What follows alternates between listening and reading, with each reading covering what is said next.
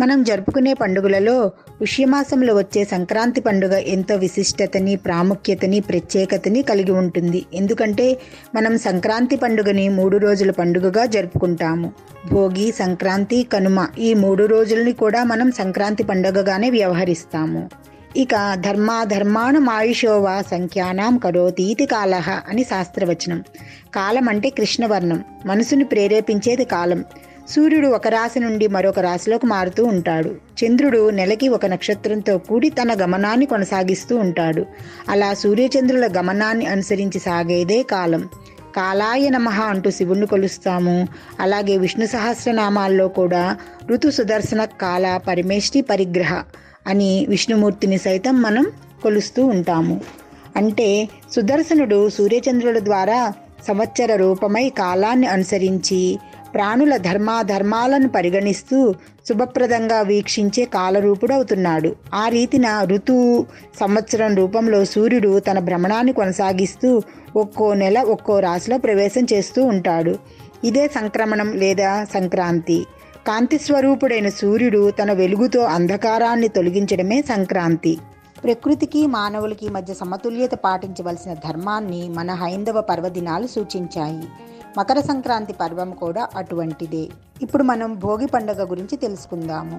ఆకాశత్ వాయు వాయోరగ్ని అగ్నిరాపః ఆపః పృథ్వీ పృథ్వీ ఓషధిభ్యో అన్నం అన్నాద్ రేతాః రేతాత్ పురుషః.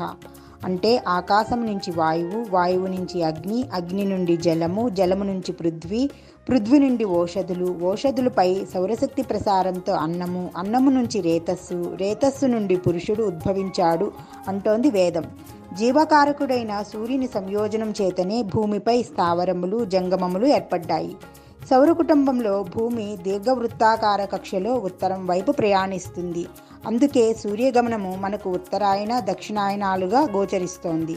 మకర రాశిలో సూర్యుడు ప్రవేశించే మకర సంక్రాంతి రోజున ఉత్తర ధ్రువంపై సూర్యోదయం జరుగుతుంది. అందుకే ఈ కాలాన్ని ఉత్తరాయణ కాలం అంటారనేది కూడా ఒక వాదన. దీనిని శుభకాలంగా పరిగణిస్తారు. ఇది 3 రోజుల పండుగ కాగా ఇందులో మొదటి రోజు భోగి పండుగగా మనం చేసుకుంటాము. భోగి పండుగకు సంబంధించి అనేకమైన పురాణ గాథలు మనకి లభిస్తున్నాయి. శ్రీరంగనాథుణ్ణి భర్తగా పొందాలని పరితపించిన గోదాదేవి ధనుర్మాసంలో కాత్యాయని వ్రతం ఆచరించింది.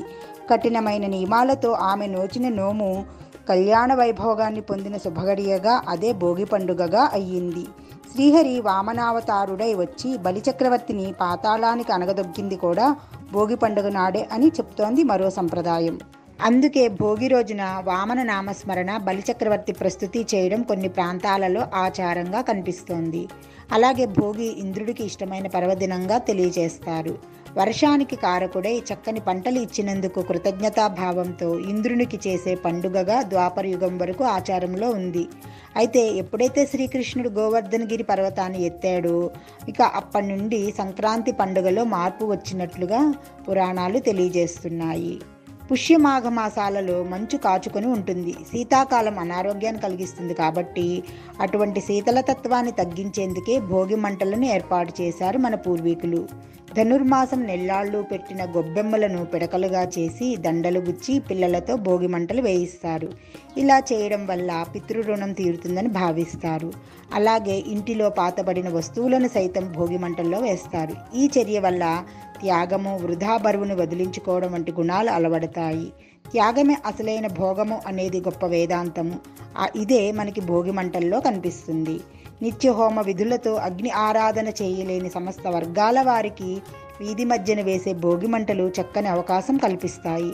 పవిత్రమైన వస్తువులు మొదలైనవి, అలాగే ఇంటి నిండా పేరుకుపోయినప్పుడు చెత్త అలాంటి వాటిని వదిలించుకోవడానికి కూడా తగిన మార్గం భోగి మంటలు. అవన్నీ భోగి మంటల్లో వేసి కొన్ని పద్ధతులను, ఆచారాలను పాటిస్తూ ఉంటారు. సూర్యుడు ప్రతి ఏటా మార్గశిర మాసంలో ఆంగ్ల కాలమాన ప్రకారము సుమారు డిసెంబర్ 16వ తేదీ నుండి ధనుస్సు రాశిలోనికి ప్రవేశిస్తాడు. ఆ రోజు నుండి నెల రోజులు ధనుస్సు సంక్రమణం. ఇదే మనం ధనుర్మాసంగా జరుపుకుంటాము. సూర్యుడు మకర రాశిలోనికి ప్రవేశం చేసే వరకు, అంటే భోగి పండుగ వరకు కూడా ధనుర్మాసం కొనసాగుతుంది. ధనుర్మాసం చివరి రోజునే మనం భోగి పండుగ జరుపుకుంటాము. ఆ రోజునే అన్ని ఆలయాలలో పండుగ వాతావరణం నెలకొంటుంది. ఎందుకంటే గోదాదేవికి, రంగనాథుల వారికి ఆ రోజు విశేషంగా కళ్యాణం జరుపుతారు. అందువల్ల ఆలయాలన్నీ పండుగ వాతావరణంతో కళకళలాడుతూ ఉంటాయి. వైష్ణవ సంప్రదాయం విశేషంగా ఆరాధించే ధనుర్మాసం నెల రోజులు కూడా తెల్లవారుజామునే నిద్రలేచి స్నానాధికాలు ముగించుకుని గోదాదేవి రచించిన తిరుప్పావై పఠిస్తారు.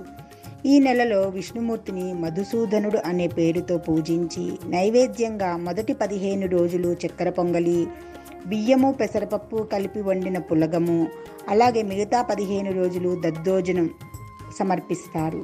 పెళ్లి కాని యువతులు ఇంటి ముందు ఆవు పేడతో నీళ్లు జల్లి అందమైన ముగ్గులు వేసి ఆవు పేడతో చేసిన గొబ్బెమ్మలను పెడతారు. వాటికి బియ్యపిండి, పసుపు, కుంకుమ, పువ్వులు అలంకరించి వాటిని పూజించి నైవేద్యం సమర్పిస్తారు. బంధుమిత్రులతో కలిసి ఉత్సాహంగా లయబద్ధంగా చరుస్తూ గొబ్బెమ్మల చుట్టూ తిరుగుతారు. ఇదే భోగి పండుగ రోజు మనం పెట్టుకునే గొబ్బెమ్మల పండుగ. సంక్రాంతి పండుగకి ముందు ధనుర్మాసం మొదలవుతుంది. ఈ ధనుర్మాసంలో ప్రతిరోజు ఇంటి ముందు అందమైన రంగవల్లులు తీర్చిదిద్దుతారు. అమ్మాయిలు తెల్లవారుజామునే లేచి స్నానం చేసి ఆవు పేడతో గొబ్బెమ్మలను చేసి ముగ్గు మీద పెట్టి వాటికి బంతి పువ్వులు, గుమ్మడి పువ్వులను అలంకరిస్తారు. పసుపు కుంకుమలతోనూ పువ్వులతోనూ ఈ గొబ్బెమ్మలను ఎంతో భక్తి శ్రద్ధలతో పూజిస్తారు. భోగి పండుగ రోజున ఒక పెద్ద గొబ్బెమ్మని, దాని పక్కన ఒక చిన్న గొబ్బెమ్మను చేసి పీట మీద పెట్టి ముగ్గు మీద అమరుస్తారు. ఈ గొబ్బెమ్మల చుట్టూ మరికొన్ని గొబ్బెమ్మలను పెట్టి అమ్మాయిలు తమ స్నేహితురాళ్లతో కలిసి గొబ్బిపాటలు పాడుతూ వాటి చుట్టూ తిరుగుతారు. పెద్ద గొబ్బెమ్మ శ్రీకృష్ణుడుగాను, పక్కన పెట్టిన చిన్న గొబ్బెమ్మ గోదాదేవిగాను భావిస్తారు. ఇక చుట్టూరా పెట్టిన గొబ్బెమ్మలను గోపికా స్త్రీలుగా భావిస్తారు. గొబ్బిపాటలు పాడుతూ తిరిగే కన్నెపిల్లలను కూడా గోపికా స్త్రీలుగానే భావిస్తారు. ఇక భోగి పండుగ రోజు సాయంత్రము ఇంటిలో పిల్లలకి భోగిపళ్ళు పోస్తారు. ముందుగా తల్లులు పేరంటం చేసి పిల్లలకి కొత్త బట్టలు కట్టి పీట మీద కూర్చోబెట్టి భోగిపళ్ళు పోయిస్తారు. అంటే భోగిపళ్ళు అంటే రేగిపళ్ళు, చిల్లర నాణాలు, పసుపు అక్షంతలు, బంతి పువ్వులు, చేమంతి పువ్వు రేకులు కలిపితే భోగిపళ్ళు అవుతాయి. అందులో కొంతమంది శనగలు కూడా పోస్తారు. శనగలు గురుబలాన్ని ఇస్తాయి కాబట్టి ఆ విధంగా ఇవన్నీ కలిపినవి ముత్తైదువుల చేత అక్షంతులుగా భావించి అవి చిన్నపిల్లలకి భోగిపళ్ళుగా పోయిస్తారు. సూర్యునికి ప్రతీకగా భావించే రేగుపళ్ళు వల్ల ఆరోగ్యానికి ఎంతో మంచిదంటారు. ఆరోగ్యం భాస్కరాదిచ్చేత్ అని. అందువల్ల మనకి ఆరోగ్యాన్ని ప్రసాదించేది మనకి ప్రత్యక్ష దైవమైన ఆ సూర్య భగవానుడే కదా. అందువల్ల పిల్లలకి భోగిపళ్ళని ఆరోగ్యం కోసము, అలాగే వాళ్ళకు ఉన్న బాలారిష్టాలు తొలుగుతాయనే ఉద్దేశంతో కూడా భోగిపళ్ళని పోస్తారు.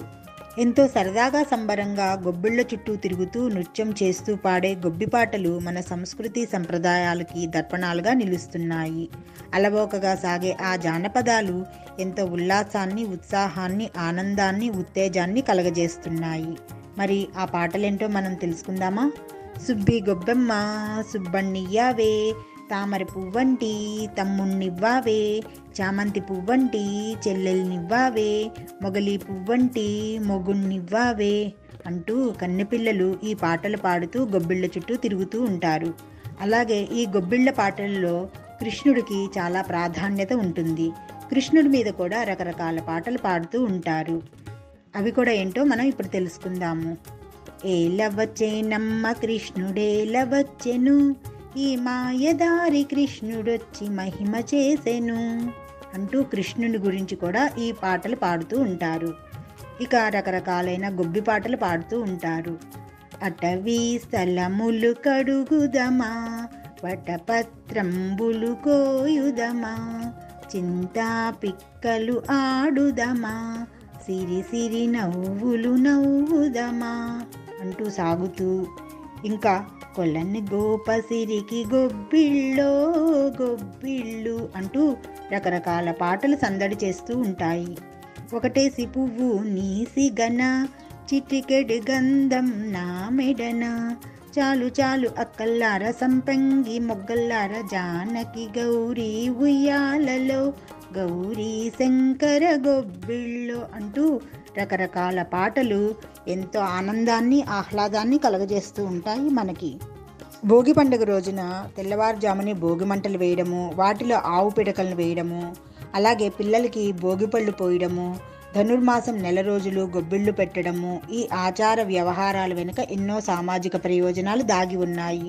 చలికాలంలో బారెడు పొద్దెక్కిన నిద్రలేవ బుద్ధి కాదు, కానీ గొబ్బెమ్మల పేరుతో స్త్రీలు, పూజల పేరుతో పురుషులు ధనుర్మాసంలో తెల్లవారుజామునే నిద్రలేస్తారు.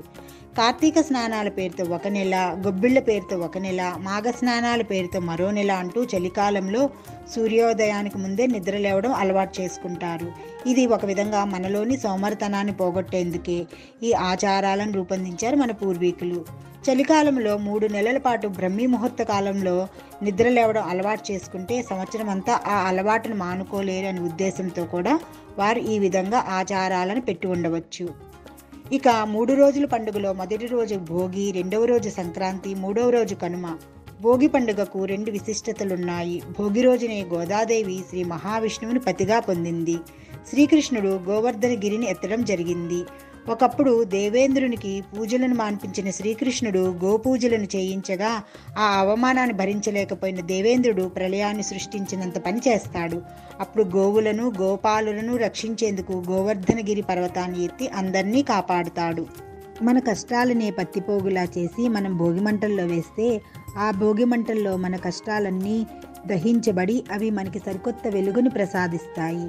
భోగిమంటల నుండి వచ్చే నులివెచ్చనిదనం ఏ విధంగా అయితే మనలో ఉన్న చలిని పోగొడుతుందో అలా మనకి సరికొత్త ఉత్తేజాన్ని ఈ భోగి పండుగ కలిగిస్తుంది. భోగభాగ్యాలను ప్రసాదిస్తుంది. అద్వితీయమైన పుణ్యఫలదాయకమైన భోగి పండుగని మనమందరము ఎంతో సుఖ సంతోషాలతోటి సంప్రదాయబద్ధంగా జరుపుకుందాము.